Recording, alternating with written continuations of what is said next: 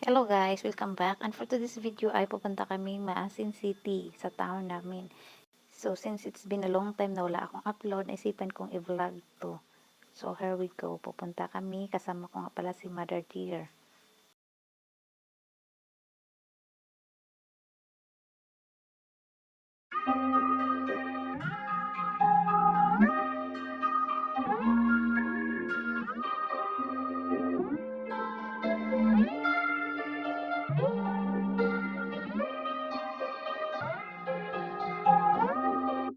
Anyway guys, I was started doing the vlog since we left from the house.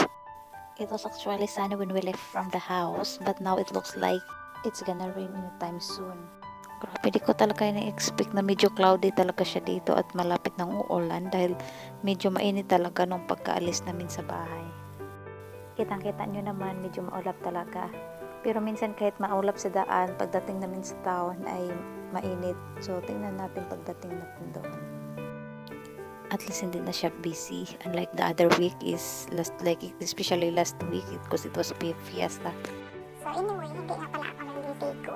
Malis lang kami dahil may plan talaga akong pag-uwi na maligo dahil may plan din ako magpa-haircut. So,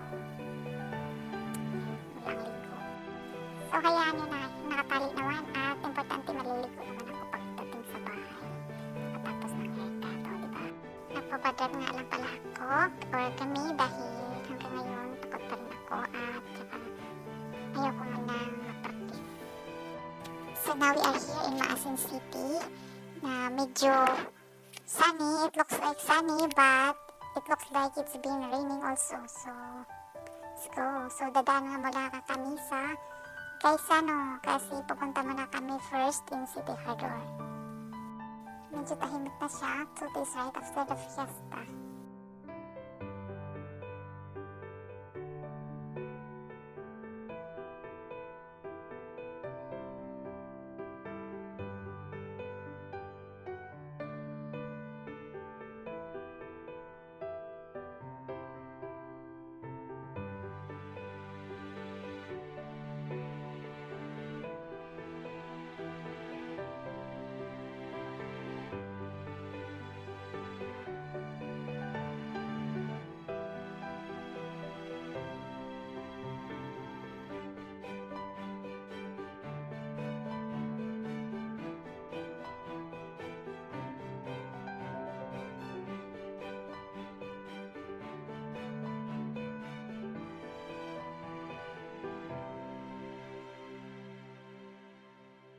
So we're finally here in City Hardware. At syempre hindi mawala ang selfie. So yan, mami ko nga pala guys. Tingin-tingin nga pala kami ng mga tiles.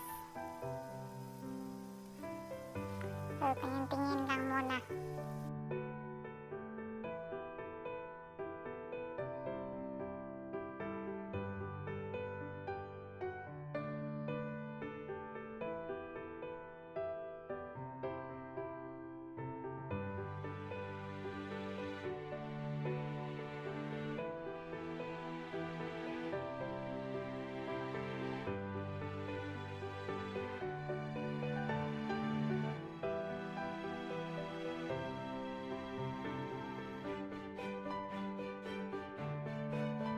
So, nag-ikot-ikot nga pala kami ni Mamita at buti na lang pumayag siyang mag-video. Kasi wala akong matusan, nakakaya naman yung na-drive pa ang utusan mag-video, diba? So, ayan. Ikot-ikot muna kami habang nag-waiting kami sa tiles na in-order namin. So, nag-ikot-ikot lang talaga kami at tingin-tingin ang mga presyo dahil tiles lang talaga ang sadya namin dito. So, tingin-tingin. Tingin-tingin kami ng mga presyo, pero Diyos ko, grabe ka mga mahal na, mga dollar na mga presyo dito. Grabe eh. Parang nasa Amerika ka na, dollar na mga presyo, Diyos ko. Wala na yata silang balak na maka-afford ang mga tao, grabe eh.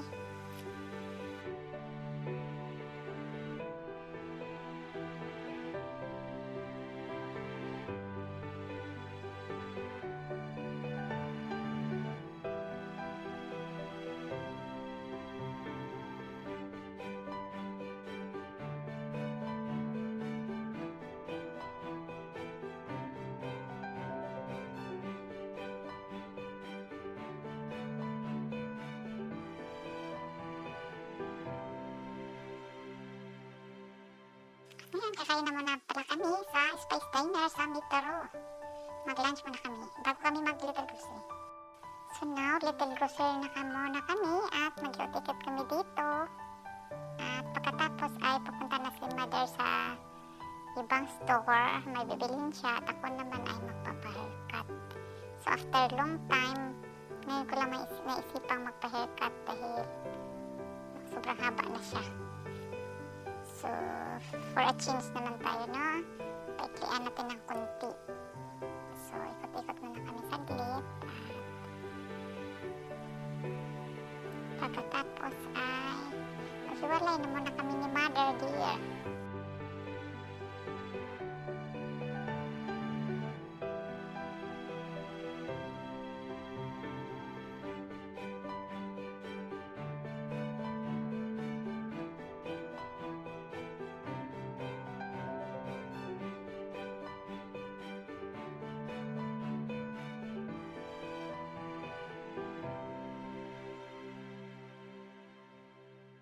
So anyway guys, pag makasama pala kami ni Mother is pareho talaga kami kung saan saan napunta kahit pa sabihin nagmamadali kami. Kung saan saan kami na suot-suot. And finally, it's salon time. It's haircut time. So ang ganda nga pala ng taga-haircut ko. Pero akalain mo, nung magsalita na siya, ay lalaki pala siya.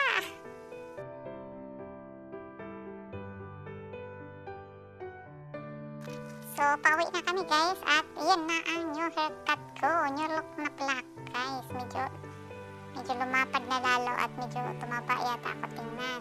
So, at least medyo nagandahan ko rin ang haircut. At yan.